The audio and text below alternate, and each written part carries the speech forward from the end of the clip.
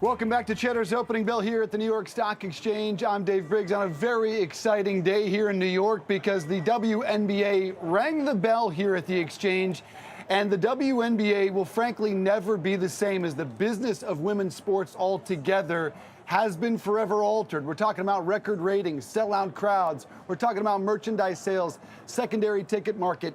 Everything has changed with the arrival of Caitlin Clark, the #1 pick in the most recent WNBA draft. And we are joined by the commissioner of the WNBA, Kathy Engelbert, who just rang the bell here at the exchange. So wonderful to have you here at the exchange. What was that exciting moment like for you? Yeah, Dave, it's so great to be here, to be at the center of the financial district, and we're a growth stock now, the WNBA. So I said this is very apropos for us to be here this morning, and my team was thrilled to do it. Yeah, you are the ultimate growth stock, like in video right now, just on fire. So let's talk about the arrival of Caitlin Clark. How do you quantify how she's changed really the business of the WNBA? Right, it's about bringing in new fans to the game, because we know once we bring fans in, they stick, they stay, they love the quality of the play on the court. And I think these generational players like Caitlin and Angel's got a huge following, and they're coming in. It's the confluence of all these positive elements. It's capital inflows into women's sports.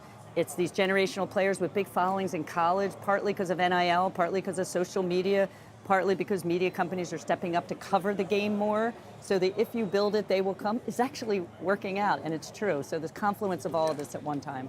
Now, it's been interesting to watch Caitlin because so many expected her to come in and score 30 or 40 points like she did at Iowa for so many years. It's been a steep learning curve. She did score 20 in her opener, but had 10 turnovers. Last night, 5 fouls, 2 of 8 shooting. Are you surprised at the steep learning curve for the greatest player in college basketball history? Not surprised, because there's always a transition, and she's coming right off the style of play in college, the WNBA physical. We have a lot of veterans in the league, and if you think there's well over 100 Division I women's basketball programs in the country, there's only 12 WNBA teams. Soon to be 13 next year with the Golden State Valkyries. But so not surprised. She'll settle in. All the rookies will. We've got Angel Reese, Rakia Jackson had a nice opener with LA, and Cameron Brink. So I think you'll see Camila Cardoso's hurt right now, but in Chicago she'll play alongside Angel Reese. So a lot of storylines, which is what I love about it. No league is ever about one player. Caitlin is bringing a lot of new fans into this league, younger fans, digital natives, young boys and girls who are growing up now thinking, I can do what she did. So it's great, but let's give her some time and it'll all settle down. Yeah, the Fever are 0-2 right now. They were blown out by the Connecticut Sun on their opener, blown out by the New York Liberty last night by 36 points. So it's a long way to go. They will play New York again tomorrow night, which will be very exciting. Remember, the Denver Nuggets were also blown out last night in a consequential Game 6. I'm from Denver, Commissioner. You just poured salt on my wounds. It's sports. They were blown out. That was hard to watch for this guy. Great game by Minnesota. So let's talk about the ratings. The television ratings have been massive. Her opener, more than 2 million viewers. What are you seeing? How exciting is that? Well, it started with our draft, most watched draft in our history. And Tuesday night, a lot of competition from both the NBA playoffs, the NHL playoffs. It's a great number to pull in on ESPN2. And we're on ABC tomorrow with, a doubleheader. That's going to be great. So, look, if you build it, they will come. Fans are coming. The quality of play. We have these 2 super teams from last year, so-called, the Aces and the Liberty, but there's some other teams that are really going to compete for a championship this year. So it's going to be fun to watch all season. It is going to be an awful lot of fun. The ticket market is off the charts. Are you able to quantify the Caitlin Clark economy in terms of the economic impact she'll have when she travels around the country? Yeah, but the Connecticut Sun hadn't sold out a game in more than 20 years. Sold out their opener. Their home opener. And last night in Indiana, I think it was 18,000 fans. I mean, it's just incredible what she brings to the sport from an attention, a media gathering. But with that comes, I always call it hour of gold, hour of lead. You're the best player in college. You come in and struggle a little bit. But we're so proud of her. We're so proud of this rookie class overall. And, Dave, the great thing is next year we have a great rookie class, the year after, and then freshman Juju Watkins at USC and Hannah Hidalgo at Notre Dame in that class. So we've got 4 years of this, and that's why I'm so optimistic and bullish, since we're here at the New York Stock Exchange, on the future of the WNBA. While we're talking about the business, the one surprise I had is that when I was at the Mohegan Sun Arena for the opener, there was no Caitlin Clark merchandise, and all the fans were clamoring for it. You know the jerseys sold out in a second. You can't get them until August. What happened there? Was there a misanticipation of the demand for the merchandise? Yeah, I think it's a good question and a good problem to have. That demand is up and things are selling out, and it's not just Caitlin's jersey, Angel's and Camilla's, but I will tell you that our partners, our retail partners, you know, Nike and Dick's and Fanatics have really stepped up.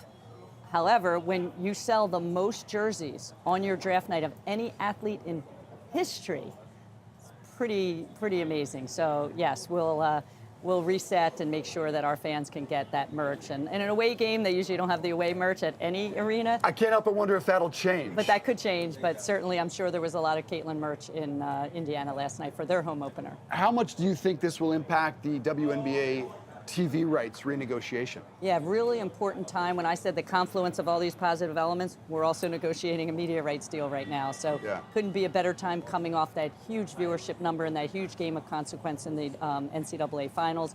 You know, one thing you do need in sports is rivalries, household names, and games of consequence. So we have a 40-game season. Not every game is a game of consequence, but when we get to playoffs and finals, that's where the media rights are really highly valued. And that's when our players really show up and put on a great level of elite basketball. So you talked about the corporations, the companies like Nike and Dick's. You're streaming on Amazon. So this is major public companies. We also talked about the television networks, which are supportive. But ultimately, is it up to the fans to assure that the WNBA grows? Because a lot of people that criticize Caitlin Clark's salary had also not been to a game and not watched a game. How much responsibility is in the hands of the fans right now to ensure that they do get a bigger share of the pie and that everyone makes more money? Right, Dave, it's a great question because I view it as the whole ecosystem. It's corporate partners, it's media companies, it's fans, it's everybody who criticizes the league but has never been to a game. Can't tell you how many people I brought to games last year and they said, this is the WNBA, this is amazing. So if you build it, they will come, they will stay, they'll come back. But we need more fans watching. I call it, you know, raise the W bar. Watch, attend, buy, and rep. And when you do that, all, you know, a rising tide will lift all boats. And I think what's happening with this generational rookie class is they're raising the profile of all of our players. I mean, Asia Wilson is an amazing player. Her profile has risen. She's in ad spots. Brianna Stewart, last year's MVP. Asia was the finals MVP. We just have so much talent in this league. Alyssa Thomas on Connecticut is a beast. Yeah, triple-double the other night. Triple-double, and she has more triple-doubles than anyone in history. Is it the Tiger Woods effect? A little bit, yeah. I want to say, you know, Bird Magic moment for us with, you know, even Angel too. Angel and Caitlin coming in at the same time, coming off that rivalry of last year's national championship. Then they met in the Elite Eight, and Iowa won. Last year LSU won. So those rivalries that you can build between players across teams. We need to do a better job of that in the W. Now, again, we have these super teams and these rivalries building. And you know, in the past, everyone followed the WNBA as like it stands for the power of women and women's sports, and we're the longest tenured women's professional sports league in the country by double any other. That was nice, but we need you to follow teams and players because that's where loyalty in men's sports lies. In the NFL, it's to teams. That is right. In the NBA, it's to players. Steph, LeBron, KD, Giannis, Jokic. So we're getting there, and Caitlin and Angel and Camilla and Cameron are helping that. Exciting times for the WNBA and for all of women's sports. My colleague Kristen Scholler and I have committed. We are going to a game together, so we're going to come to Barclays. We're going to come to Barclays and check it out. The commissioner, WNBA Commissioner Cathy Engelbert, thanks so much for being here on Cheddar. We really appreciate it. Thanks, Dave. Great to be here.